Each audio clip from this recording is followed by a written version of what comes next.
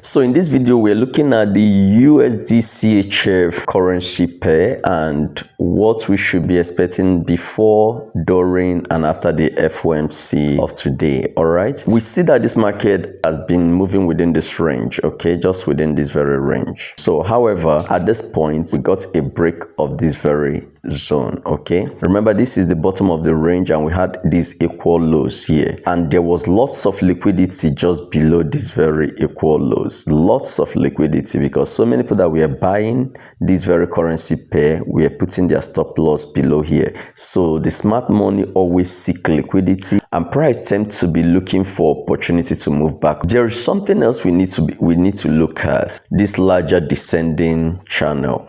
The market has been moving from this channel down to the bottom of the channel to the top of the channel. Now, all things being equal, the market should complete the symmetry by hitting the bottom of this channel. But we don't know if that is going to happen. Now, at this point, we are in the middle of indecision. Now, if you're able to break below this support, then price will head to this very channel support to complete the symmetry, because price loves symmetry. So it will complete the symmetry by moving down to this point. That is if we're able to break below this very support. But if we are unable to break this very support and the price reclaims these levels, if price is able to reclaim all these and closes above here, it means that this whole move right here is a fake out, and a fake out in one direction will lead to an extended move to the opposite direction and possibly above it, since there are also liquidities above these highs. Look at, we have three equal highs: 1,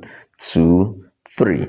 These three equal highs is having lots of stop losses of sellers above here. So many sellers are putting their stop loss above here, thereby creating liquidity, and markets seek liquidity. That is the fuel that move the market. So as a result, the market will be attracted to that liquidity. Now, that will also lead us to the top of this very channel, because if we reclaim this very bottom of this channel, then it will lead us to an extended move to the top of the channel. So everything I'm saying here is that we are just going to wait to see what happens between here and here.